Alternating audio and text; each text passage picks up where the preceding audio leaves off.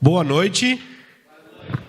Uma alegria, mais uma noite, estarmos aqui na casa de Deus, estarmos juntos, como família, e como nós cantamos, vivendo aqui o sonho de Deus. Porque quando nós cremos na vontade de Deus e que ela é superior em nossa vida, nós vivemos o sonho dele. Quero convidar você, antes de nós abrirmos a palavra de Deus, a fechar os seus olhos para nós falarmos com o nosso Senhor. Poderoso Deus e amado Pai, nós te louvamos, Senhor, e bendizemos o teu nome. Suplicamos, ó Pai, que o Senhor se faça presente em nosso meio, que o teu Espírito Santo fale conosco, Senhor, toque em nosso coração, que as nossas preocupações do dia a dia não sejam um ruído, Senhor, para atrapalhar a sua comunicação para conosco. Tudo isso nós te pedimos, no nome santo de Jesus. Amém. Queridos, hoje nós temos uma importante lição. Nós estamos chegando no desfecho da história de José e nós estamos vendo os milagres que Deus fez através da vida de José. O título de hoje é a lição 6, gerencie o seu dinheiro. José, ele saiu da sua terra como um escravo, foi vendido ali pelos ismaelitas ao Egito, ficou 10 anos na casa de Potifar, depois 3 anos na prisão, até que ontem nós vimos, ele interpretou o sonho de Faraó, Deus se lembrou dele e ele se tornou então governador do Egito. José, ele, quando foi chamado por Deus, ele nunca passou pela mente dele que ele chegaria à posição que ele chegou. Faraó o tirou da prisão e olha que coisa extraordinária, o colocou como imediato após ele. Ele era o grande gestor daquela nação poderosa, que até então era a nação mais poderosa do mundo. José se tornou ali um dos homens mais importantes de toda a terra. Essa história ela nos traz várias lições e nós fomos aprendendo várias delas ao longo da semana. Mas uma que fica muito clara e evidente é de que Deus, a exemplo do que está escrito lá em Gênesis 1, 26, nos colocou nesse mundo para cuidarmos da sua criação.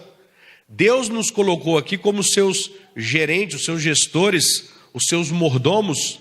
E nós, queridos, fomos chamados sim para essa missão de cuidar daquilo que Deus criou, de cuidar dos nossos recursos, de cuidar do nosso corpo, da nossa mente, da nossa família, do nosso tempo. Deus, ele fez esse chamado para José e ele faz esse chamado para nós também.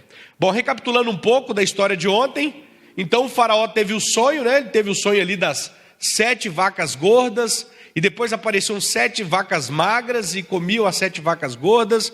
Depois ele sonhou com as espigas, ali robustas, bonitas, e depois espigas mirradas e feias comiam as robustas. E José então interpretou o sonho dizendo para faraó que seriam 7 anos que teria fartura em toda a terra do Egito, e logo após seriam 7 anos de fome terrível. E José deu um conselho para faraó. José disse assim: olha, faraó, você precisa pegar alguém que seja sábio, que seja entendido e que possa gerir essa situação para você. Alguém que possa economizar no período de fartura, que possa pegar ali os mantimentos, os cereais e guardar, para que quando vier a fome, você, a sua casa, a sua nação, possa ter o suficiente para vocês se manterem. E aí faraó olhou para a situação e falou: bom, não há ninguém mais capacitado do que você, até porque nós jamais saberíamos isso se você não estivesse aqui. E eu quero convidar você a abrir a sua Bíblia no livro de Gênesis, capítulo 41, a partir do versículo 45.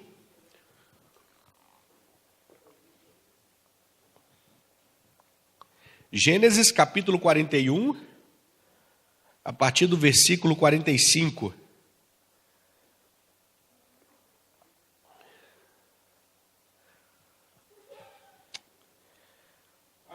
Amém? Lemos assim: e a José chamou Faraó de Zafenate Paneia, e lhe deu por mulher a Azenate, filho de Potífera, sacerdote de On. E percorreu José toda a terra do Egito. Era José da idade de 30 anos, quando se apresentou a Faraó, rei do Egito, e andou por toda a terra do Egito. Nos 7 anos de fartura, a terra produziu abundantemente, e ajuntou José todo o mantimento que houve na terra do Egito durante os 7 anos, e o guardou nas cidades. O mantimento do campo ao redor de cada cidade foi guardado na mesma cidade. Assim ajuntou José muitíssimo cereal, como a areia do mar, até perder a conta, porque ia além das medidas. Antes de chegar à fome, nasceram 2 filhos a José, os quais lhe deu Asenate, filha de Potífera, sacerdote de On. José, ao primogênito, chamou Manassés. Depois disse: Deus me fez esquecer de todos os meus trabalhos e de toda a casa de meu pai. Ao segundo, chamou-lhe Efraim, pois disse: Deus me fez próspero na terra da minha aflição. Passados 7 anos de abundância que houve na terra do Egito, haviam 7 anos de fome, como José havia predito. E havia fome em todas as terras, mas em toda a terra do Egito havia pão. Sentindo toda a terra do Egito a fome, clamou o povo a Faraó por pão. E Faraó dizia a todos os egípcios: Ide a José, o que ele vos disser, fazei. Havendo, pois, fome sobre toda a terra, abriu José todos os celeiros e vendia aos egípcios, porque a fome prevaleceu na terra do Egito, e todas as terras vinham ao Egito para comprar de José, porque a fome prevaleceu em todo o mundo. Então, perceba a situação. José deu o conselho para Faraó, aquilo que Deus havia predito que aconteceria e que José avisou a Faraó aconteceu, a credibilidade de José aumentou, José se tornou próspero porque ele saiu ali da prisão, ele se tornou governador, mas a prosperidade ela vai além disso. Primeiramente, ele permaneceu fiel a Deus em todos os momentos, e isso é prosperidade, é permanecer junto de Deus, é permanecer apesar das dificuldades, permanecer com Deus. E José permaneceu fiel a Deus, apesar de ele ter se casado com uma filha de uma sacerdotisa ali, Potífera, né? E essa mulher, ela se tornou uma boa esposa para José. José teve os seus 2 filhos, e os 2 filhos a gente percebe pelos nomes, que demonstra que José tinha os valores e os princípios guardados no coração, aquilo que ele havia aprendido. Amados, a história de José, ela reconta a história do povo de Deus. Nós, nos momentos de aflições, e quantos momentos nós já passamos, o próprio Salvador, ele nos deu um conselho: no mundo nós teremos aflições, mas tem de bom ânimo. Esse foi o conselho de Jesus. Vivemos aflições no mundo, mas a exemplo de José, nós precisamos pedir a Deus fé, pedir a Deus força, sabedoria, discernimento, para entender a necessidade de permanecer fiel. A fidelidade ela é fundamental, principalmente nos momentos de crise.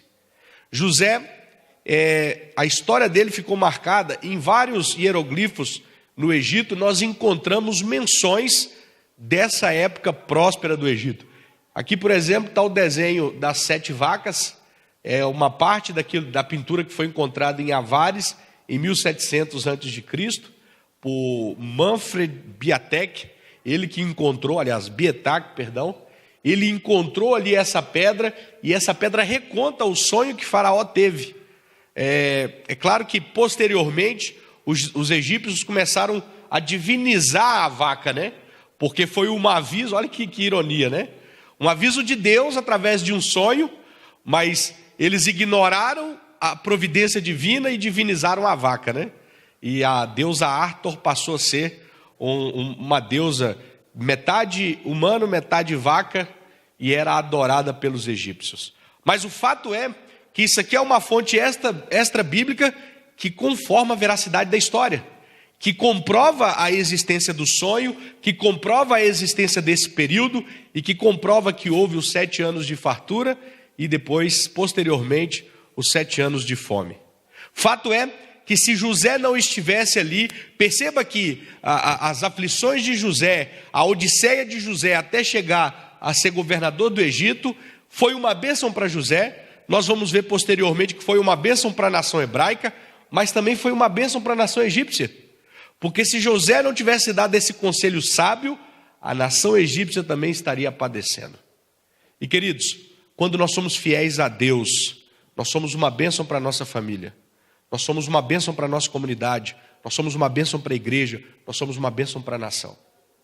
Quando Deus vê pessoas fiéis, pessoas confiáveis, pessoas que não se abalam, ainda que caiam os céus, Deus traz bênçãos para todos que estão ao redor daquelas pessoas.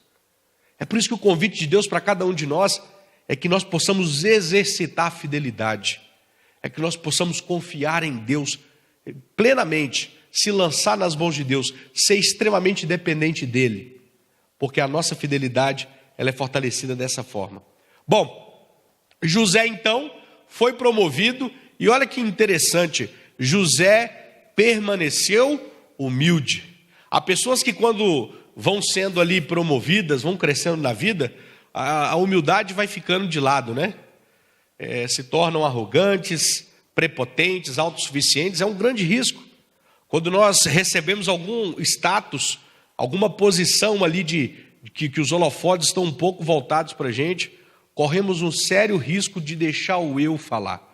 Mas José percebeu ao longo da história dele, e esse período na prisão, esse período como escravo foi fundamental, porque ele percebeu que Deus estava no controle, e que tudo que acontecia, seja bom ou seja ruim, só acontecia por conta da permissão de Deus. E é esse o pressuposto que nós temos que ter na nossa vida. Se há momento ruim que eu estou passando, Deus permitiu que isso acontecesse, e Ele está no controle, as coisas vão melhorar, vai passar. E se eu também cheguei numa posição de destaque, louvado seja Deus, a responsabilidade agora ficou maior. É agora que eu tenho que ser mais fiel. É agora que eu estou numa posição sensível, porque quando a gente está em evidência, nós também facilmente somos atacados. Aí que o inimigo fica ainda mais furioso e quer nos derrubar. É por isso que José, ele manteve a humildade, manteve a dependência de Deus. E queridos, a história conta que sobre a gerência de José, ele saía pelas cidades e ele pegava ali os cereais do campo e ele construía reservatórios e ele falava assim, olha, coloque todo o mantimento, todos os cereais aqui e faça uma reserva muito grande, porque vem dias difíceis aí. Quando nós estamos passando por um momento bom na nossa vida, nós não queremos pensar nos dias maus, não é verdade? A gente está passando um momento ali que tudo dá certo, de fartura, de coisas boas, a gente quer curtir o momento. Nós somos, eu já repeti isso aqui ao longo da semana e você sabe disso, nós somos imediatistas. Nós nos esquecemos muito fácil do que já passamos e não gostamos de nos preocupar com o que está por vir. Mas José tinha ciência da responsabilidade que caía sobre os seus ombros. Então, ele aconselhava ali nas cidades para que o mantimento fosse guardado, porque haveria necessidade futura. E a palavra de Deus diz que era tanta bênção que não havia lugar para guardar tanto cereal. E sabe, querido, talvez você hoje esteja num momento de fartura. Talvez você hoje esteja num bom momento. Tenha uma reserva. Guarde para o futuro, porque quem sabe a situação muda e vem dias maus por aí. Se preocupe com isso.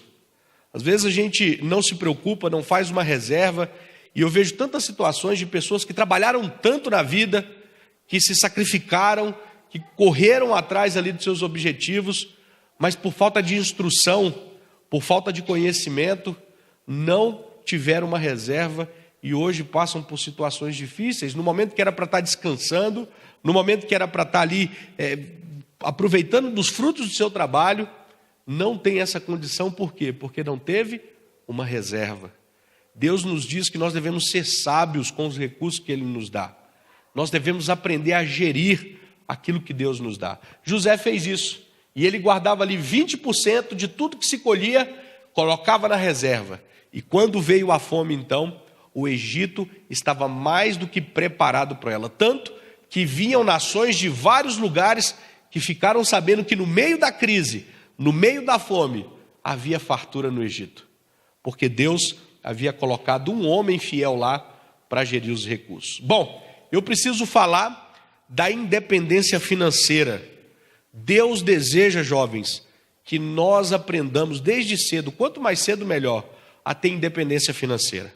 Às vezes pode ser um assunto um pouco constrangedor, mas falar das nossas finanças está intimamente ligado com a nossa saúde espiritual.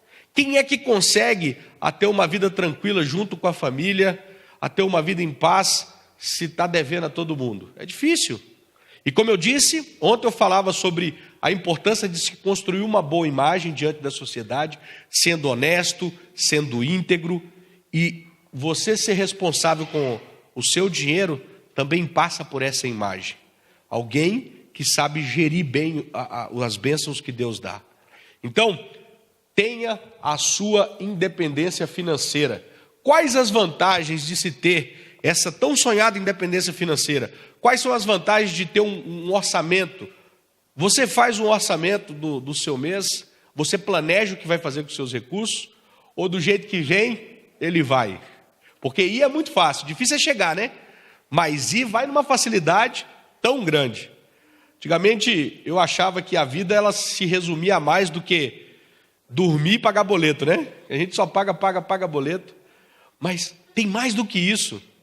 A vida, né, se você tiver saúde financeira, se você tiver inteligência para gerir o seu dinheiro, você consegue ter uma vida mais tranquila. A resposta para essa pergunta é: ajuda você a manter o foco.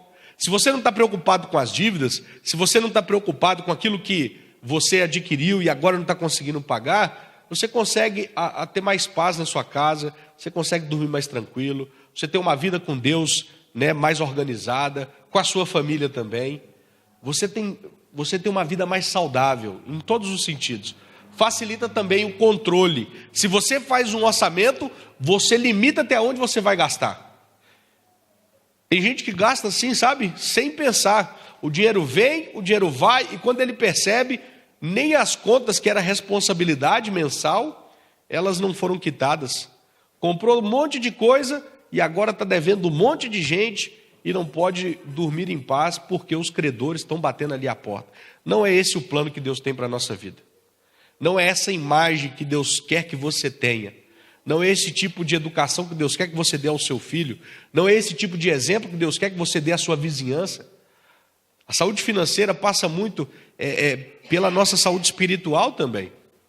Quando nós somos fiéis a Deus, nós entendemos que é responsabilidade nossa cuidar bem e gerir bem do tesouro que Ele nos dá.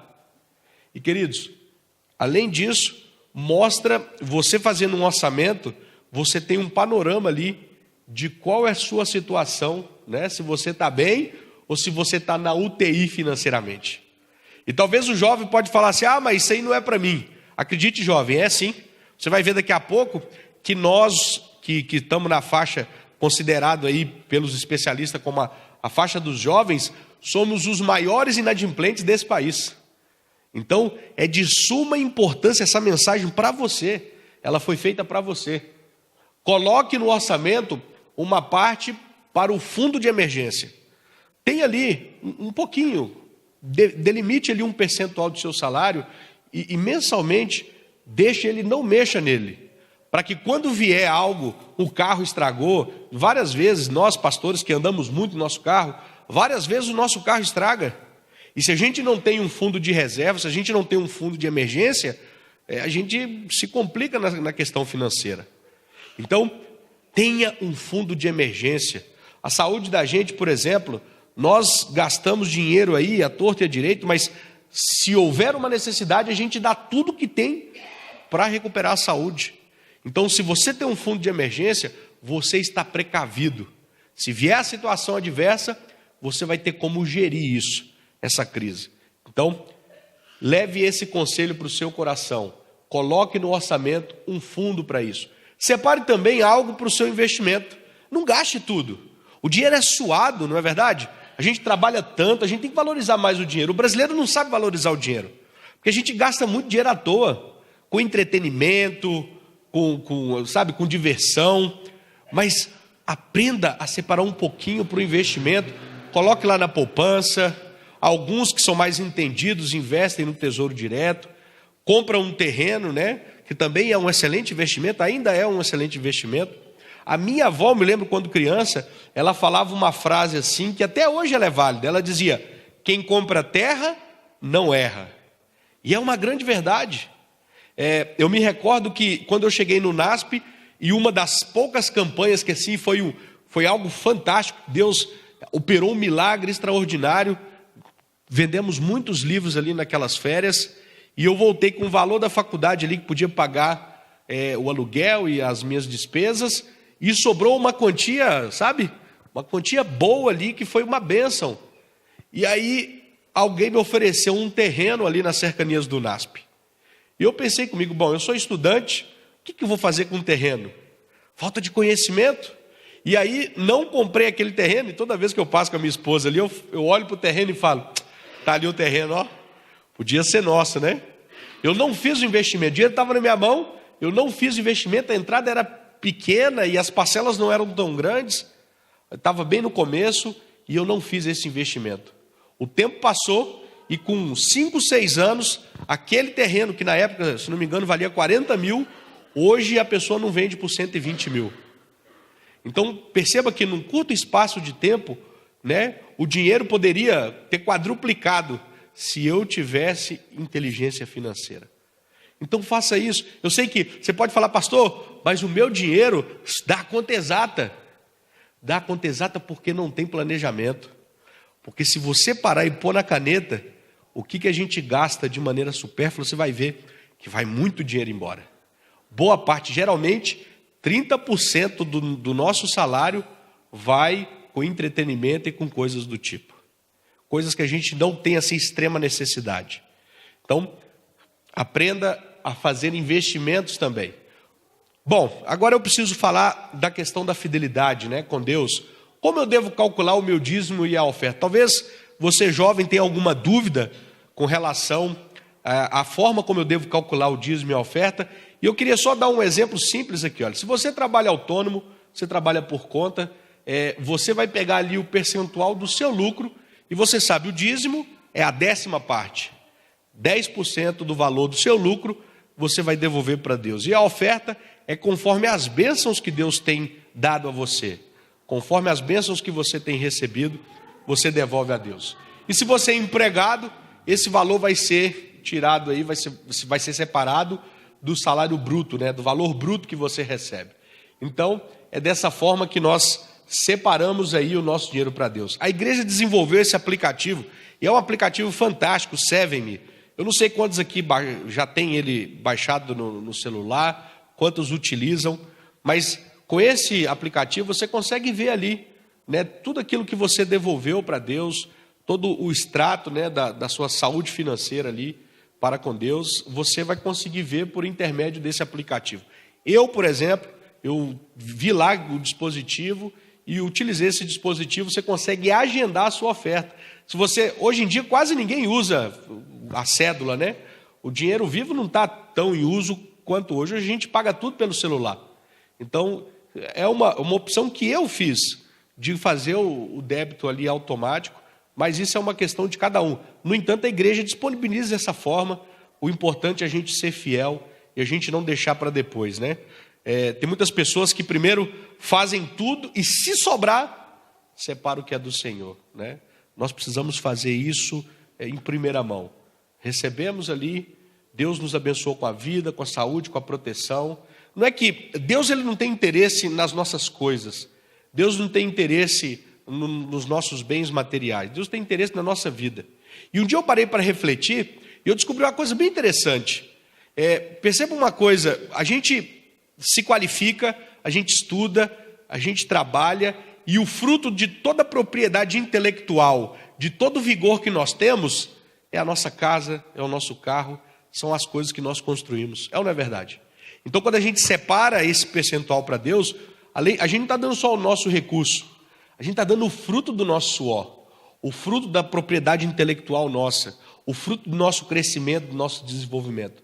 Então, é uma forma de nós demonstrarmos gratidão a Deus por ter chegado aonde chegamos e por ter conquistado as coisas. Então, é por isso que nós devemos ser fiéis. Bom, a razão do dízimo e oferta são instrumentos de aprendizado, de adoração e de crescimento na fé. A forma de Deus usar ali e nos fazer parte do grande plano dele. Hoje eu tive o privilégio de conhecer a Casa Publicadora. Encontrei alguns irmãos lá, tive o privilégio de ver todo o funcionamento, nunca tinha ido, e confesso para vocês que eu fiquei maravilhado. A sensação que eu contei para vocês de ver do lado de fora não foi nada comparado a conhecer a enormidade daquilo ali. E queridos, eu quero parabenizar todos que trabalham ali, porque eu, como comportor durante 12 anos, levava as publicações de casa em casa. Vocês têm parte nisso também. Quantas pessoas, conheceram a mensagem e receberam a salvação através das publicações que tem lá o suor de vocês, que tem o trabalho de vocês, que tem a propriedade intelectual de vocês. Então vocês são parte dessa missão também, dessa grande engrenagem de Deus. E querido, quando você é fiel a Deus, você também está sendo parte dessa engrenagem. Deus usa esses recursos para que o evangelho avance, para que pessoas conheçam a verdade, para que obreiros, assim como muitos que aqui têm, igualmente a mim, possam dedicar o seu tempo exclusivo para a adoração a Deus e também para avançar com o evangelho dele. Então é por isso, são instrumentos que Deus usa de adoração e também de crescimento na fé. A fidelidade é um sintoma evidente da saúde financeira. Pode perceber isso. Pessoas que são fiéis a Deus são pessoas que têm saúde financeira. Não é que há uma barganha aqui, mas é um caso de causa e efeito. Eu sou fiel a Deus, por quê? Porque eu entendi que eu preciso gerenciar os recursos que Deus me dá. Por consequência, eu vou ter saúde financeira. A bênção de Deus, ela funciona dessa forma. Agora, observe uma coisa. Olha quem deve mais nesse país.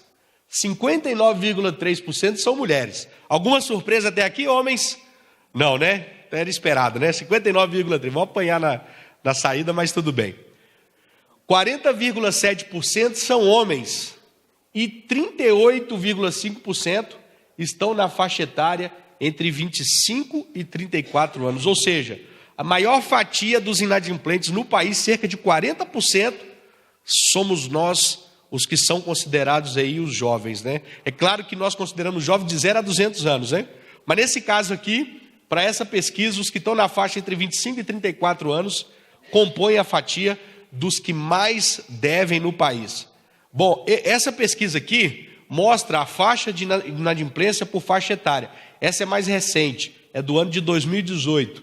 Ela diz ali, até 26 anos, compõe 25% dos devedores desse país. Até 26 anos. De 27 a 36 anos, 21%. Ou seja, se nós usarmos aqui, unirmos essas duas primeiras colunas, 46% dos inadimplentes desse país estão na faixa etária entre 26 e 36 anos. É muita coisa, né? Sendo que ainda faltou os 8% dos de 21 até 26 anos. Então vai extrapolar ali os 50% daqueles que devem. 20% das dívidas das pessoas é por conta do comércio. Coisas que a gente compra no supermercado, parcela ali as compras. 14% comunicação. É uma nova forma de gastar, né? Hoje tem uns aplicativos aí, entre eles Netflix, outros aplicativos de filme, de séries, de música, e muitos têm gasto o seu dinheiro aí com esse tipo de serviço. 9% outros serviços, 48,10%. Fuja dessas ofertas maravilhosas que os bancos oferecem.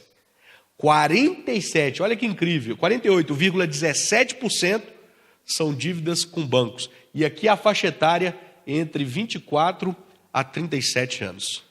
Os bancos oferecem a dívida, você se endivida e depois eles vêm como um gênio da lâmpada e oferecem uma solução para você pagar a dívida.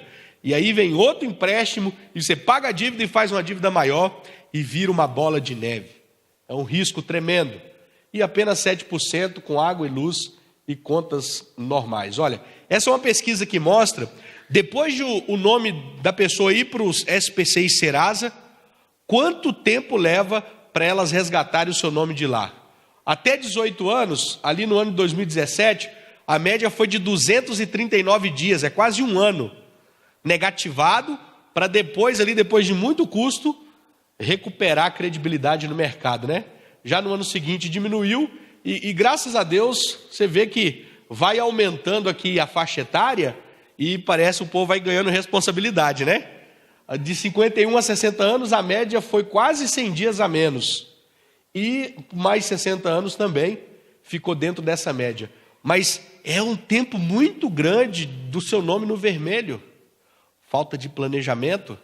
Perceba que na história de José falou assim, olha, nós vamos nos meter numa grande dívida se nós não fizermos uma reserva financeira agora. Foi praticamente isso que ele fez. Ele viu a crise, ele anteveu o problema e ele já criou a solução do problema antes, com organização e com obediência a Deus. Quais são as causas de endividamentos entre os jovens nos dias de hoje? 44,8% o cartão de crédito. É mais fácil comprar, você não vê o dinheiro saindo ali, né? E o cartão de crédito tem vários atrativos.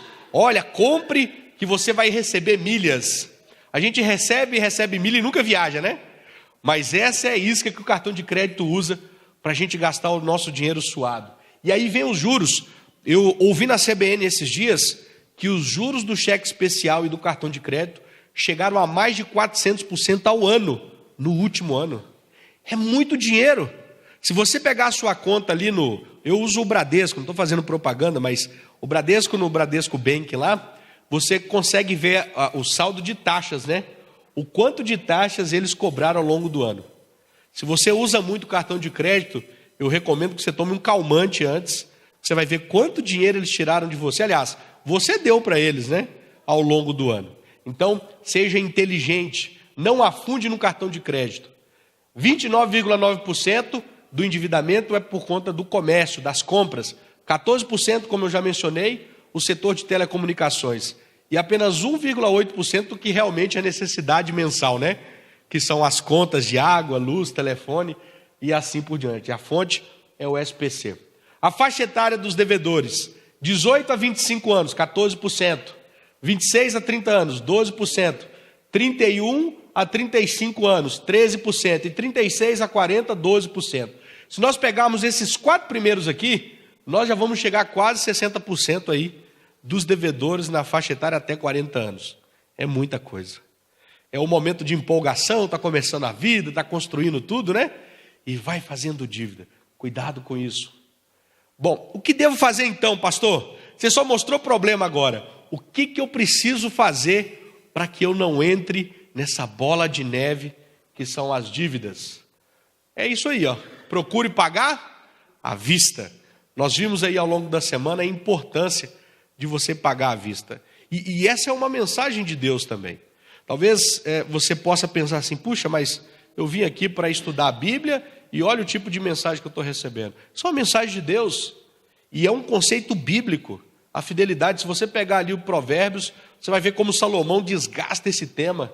Ele fala sobre ser fiel, sobre não se endividar, não ser credor do seu irmão, não ser fiador do seu irmão. Vários conselhos nesse sentido, porque o sonho de Deus é que nós tenhamos saúde financeira. A maioria das dívidas das pessoas vem por intermédio do cartão de crédito. Ele pode ser um buraco negro na sua vida.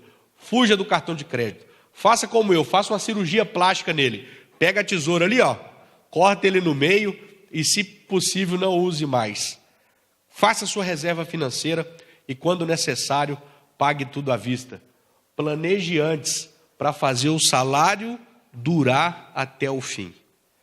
Muitas pessoas sofrem muito porque elas não tiveram planejamento, não cuidaram dos seus recursos, não cuidaram do tesouro que o Senhor lhes deu. Olha que mensagem no livro Ciência do Bom Viver, diz assim, olha, página 285. Em José e em muitos outros temos nobres exemplos dos resultados do verdadeiro plano de vida. Idêntica fidelidade hoje produzirá os mesmos frutos. Ontem eu contei para os irmãos a forma como Deus ele cuidou de mim ao longo do percurso até chegar no seminário. Quando eu conheci a mensagem, voltando um pouco no tempo, quando eu conheci a mensagem, eu estava desempregado. E eu orava muito a Deus para que Deus abrisse uma porta de emprego, Porque o meu pai, ele havia se separado da minha mãe, e nós éramos 6 irmãos, e a minha irmã mais novinha, quando meu pai saiu de casa, ela tinha 1 ano e 2 meses. E eu era o mais velho com 12 anos. E a gente ficou um bom tempo ali, o meu pai, até ele conseguir se reconstruir a vida ali, nós passamos um momento muito difícil na vida. Deus sempre usou pessoas para que tivesse o mantimento em casa, mas foi um momento de intensa crise. E eu me recordo que quando eu estava estudando, eu falei com minha mãe: mãe, estou com 13 anos, mas eu preciso trabalhar. Eu preciso ajudar aqui em casa, porque senão a gente não vai conseguir só com o valor que o pai dá de pensão. E eu saí para trabalhar, havia um Ceasa ali no meu bairro, e eu chegava lá às 3 da manhã, e os caminhões chegavam ali com verduras, legumes, e nós descarregávamos os caminhões. E por volta das 6h30 acabava, e eu levava para minha mãe o dinheiro lá para ela. Às vezes ganhava R$30, R$40, ganhava, entregava para ela, já tomava banho correndo, ia para a escola, e só ia dormir um pouquinho na parte da tarde ali para recuperar, por ter ido às 3 da manhã trabalhar. E a rotina foi assim durante muitos anos, porque foram dias difíceis. Mas eu sempre me recordo, eu sempre dava todo o dinheiro para minha mãe, eu nunca pegava nada para mim, porque eu sabia da necessidade, tinha 6 irmãos. E eu me recordo sempre que minha mãe juntava o pouquinho ali, e ela falava: ó, isso aqui é de Deus, você guarda, no culto você vai entregar lá. E ela sempre fez isso, seja quando era um mês assim de mais fartura, ou um mês mais difícil. Mas a minha mãe sempre foi fiel. E a fidelidade dela foi um grande ensinamento para mim. Quando eu me converti, eu estava desempregado, e eu fazia bicos, trabalhava em construção, fazia de tudo que aparecia. Até que um dia apareceu o Serviço dos Sonhos. Eu ia sempre numa leitura, numa loja que vendia livros, eu gostava muito de ler, mas não tinha recurso para comprar os livros. Então o que eu fazia? Eu entrava lá, tinha um setor lá onde tinha umas poltronas, eu sentava nas poltronas, pegava o livro e começava a ler. Aí guardava a página, guardava o livro na estante, ia embora, no outro dia voltava e começava a ler. Até que meu esquema foi descoberto ali pelos funcionários, né? Falou: desse jeito aí você vai ler o livro, você nunca vai comprar. E aí ele falou: não, mas se você quiser ler, pode vir ler quando você quiser. O proprietário da loja deixou. E eu fiquei ali alguns meses fazendo isso. Aí um dia ele falou assim: você não gostaria de trabalhar aqui? Aí você vai ter condição de comprar os seus livros, o que você acha? Falei: para mim está ótimo. Mas ele disse o seguinte: só que tem um detalhe, eu preciso de você no sábado pela manhã. Eu falei: puxa vida, agora tocou num ponto difícil. Mas é simples, vai lá, conversa com o seu pastor, e depois você volta aqui e fala para mim. E eu olhei para ele e falei assim: não, eu já tenho a resposta. Ele: já tem a resposta? Que bom, eu gosto de gente resolvida assim. Qual é a resposta? Eu falei: não dá. Não dá, porque não é com o pastor, é com Deus. E não dá, é inegociável. Ele falou: não, mas você não está entendendo. Eu vou pagar você, eu pago bem aqui. Eu pago 1,5 salário para todo mundo. E na época o salário estava ali R$350, era um valor considerável, né? Para um jovem de 17, 18 anos, um valor muito bom. E aí ele disse assim: olha, eu vou pagar 1,5 salário, isso vai te ajudar muito. Eu falei: eu sei, vai me ajudar muito. Mas eu posso vir aqui e trabalhar o domingo inteiro para o senhor. Agora o sábado não dá. Mas ele: por que o sábado? Eu falei: porque Deus pediu. Podia ser a terça-feira? Podia ser a segunda, podia ser qualquer outro dia. Mas Deus escolheu esse, Ele separou esse. E eu vou ser fiel, porque até agora eu tenho sido fiel e tem sido uma bênção na minha vida. Por que eu vou mudar? Ele falou: então, infelizmente, a minha maior necessidade é nesse dia. E eu saí dali, sabe? Por um lado frustrado, porque era o emprego dos sonhos, ia trabalhar num shopping, no ar-condicionado, com livros, ia ser maravilhoso. Mas por outro, feliz por ter sido fiel. Naquele mesmo dia, quando eu estava entrando em casa, um vizinho passou e falou: Douglas, você está trabalhando em algum lugar? Como que Deus trabalha? Você está trabalhando em algum lugar? Eu falei: não. Ele falou: olha, eu estou precisando de um ajudante. Se você for bem, possivelmente a gente contrata. Em 15 dias a gente contrata. Eu falei: eu estou dentro, não sei nem o que é, mas pode passar aqui amanhã que a gente vai junto. E ele trabalhava fazendo calçamento, ele era calceteiro, né? E eu consegui o meu emprego, ajudante de calceteiro. Carregava milhares de pedras ali, paralelepípedo, entregava para ele, e ele era muito rápido, e dava uma dor na coluna, e o negócio era pesado, e o sol ardendo, às vezes tinha que colocar uma camisa molhada assim, para não queimar as orelhas. Virei uma orelha seca, de verdade. Mas vou dizer para vocês, nunca fui tão feliz na minha vida, porque eu vi que aquilo ali foi uma bênção de Deus, foi uma providência divina. No mesmo dia que surgiu a necessidade, que eu tive uma frustração, Deus respondeu. Eu ganhava menos, ganhava um salário só, mas eu era feliz, porque eu sabia que foi aquilo ali que Deus separou para mim. E ali, naquele trabalho, eu pude testemunhar, ser fiel a Deus, devolvi os meus dízimos, dava minhas ofertas, e Deus honrou com o meu colega de trabalho se entregando a Jesus. Sabe, não é que hoje vendem aí uma teologia da prosperidade que ela é distorcida, porque a gente não faz barganha com Deus. Como eu falei, eu volto a repetir, Deus não está interessado na sua casa, Deus não está interessado nos recursos, Deus está interessado em você, Deus está interessado no seu coração, Deus está interessado na sua fidelidade, Deus está interessado na sua vida. Isso aqui é uma coisa mínima que nós fazemos, que na verdade é o fruto da nossa gratidão.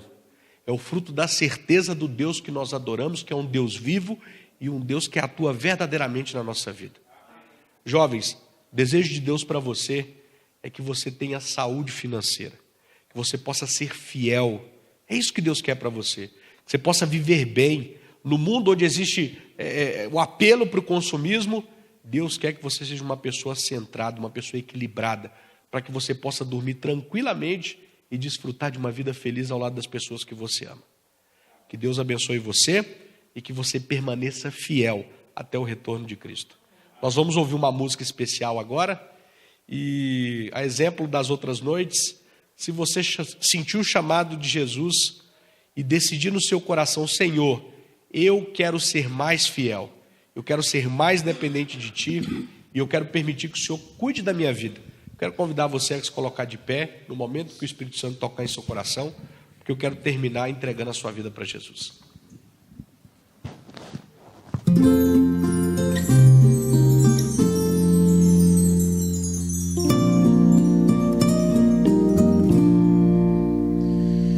Quando era só um menino,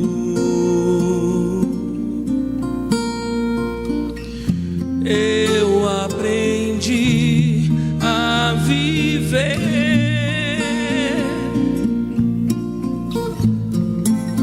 Ao ver meu pai lutando, firme trabalhando e sempre me ensinando a crescer.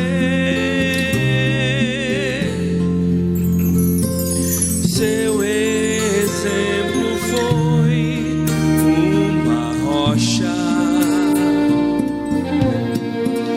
que ficou em meu ser, meu pensar.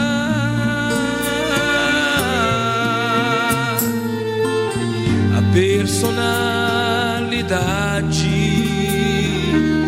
a integridade deixou pegadas pra seguir e andar. E quando fala do céu, quando fala de Cristo, há uma glória em seu olhar que consegue iluminar as janelas do meu ser. Quando fala da família, da jornada de sua vida, cresce um sentimento em mim que me inspira a ser assim, tendo amor em meu viver. O tempo foi se passando, emprego arrumei e me mudei.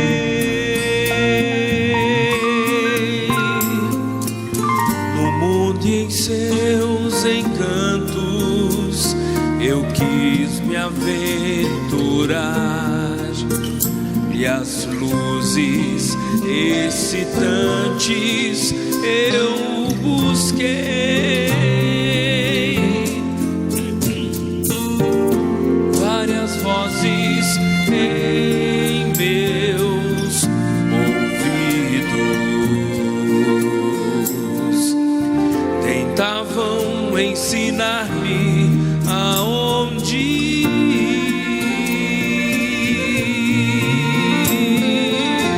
mas meu pai me chamando foi me levantando, e então mostrou-me a luz pra eu seguir.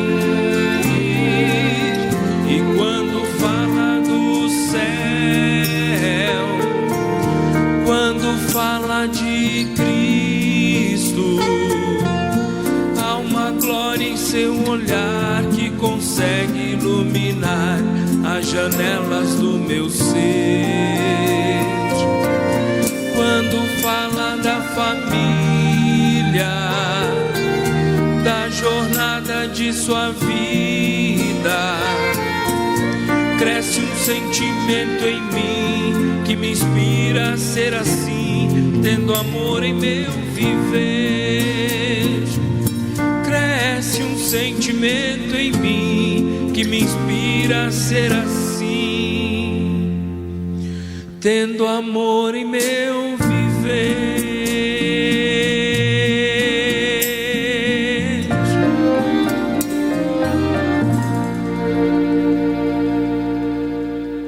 Querido Deus, que essa canção seja a nossa oração, Senhor. Que nosso coração, a gratidão, ela possa nos mover a nos entregar a Ti sem reserva, Senhor. Que possamos a cada dia sermos mais fiéis a Ti, Senhor. Possamos estar na Tua comunhão, ter prazer de estar na Tua presença, ter prazer de estar na Tua casa, Senhor. Ter prazer, Senhor, em ser usado por Ti, para sermos comunicadores da esperança a esse mundo doente, Senhor. Que cada um de nós possamos, dentro dos nossos lares, promover, meu Pai, o Teu reino. Possamos reconstruir o altar, meu Pai, da família. Abençoe, Senhor, os sacerdotes que aqui estão. Abençoe, Senhor, os homens de influência que aqui estão. Que o Senhor possa abençoá-los e que aonde eles estiverem, Senhor, que eles possam promover o Teu reino. De igual modo, abençoe as mães, as esposas, as profissionais que aqui estão, que aonde elas estiverem também, Senhor, elas sejam também as Suas mensageiras, com amor, com carinho, com dedicação, que o Senhor possa alcançar muitas almas através delas. E abençoe os jovens, Senhor, eles que são fortes, são vigorosos, que através da sua inteligência, através do seu trabalho, o Seu nome seja exaltado. Ajude-nos, ó Deus, a cada dia a termos mais saúde financeira, saúde espiritual, saúde emocional, para que, estando bem, Senhor, sejamos instrumentos poderosos em Tuas mãos. Tudo isso nós te pedimos, no nome santo de Jesus. Amém. Deus abençoe você, Deus ilumine você, te guarde, te proteja. Amanhã estaremos aqui mais uma vez, às 19h30. Quero convidar o nosso amigo a estarmos aqui amanhã às 19h30. Convite especial para você e sua família. Que Deus te abençoe. E a todos que aqui estão também. Estaremos aqui para a Santa Ceia. Vai ser um momento muito especial. Momento de comunhão, de reafirmar os nossos votos com Deus. Faça plano de estar aqui. O desafio de hoje para amanhã é orar, pedindo a Deus que sejamos mais fiéis. Que possamos ser fiéis em todas as áreas da nossa vida. Esse é o desafio para amanhã. Deus abençoe você, uma ótima noite.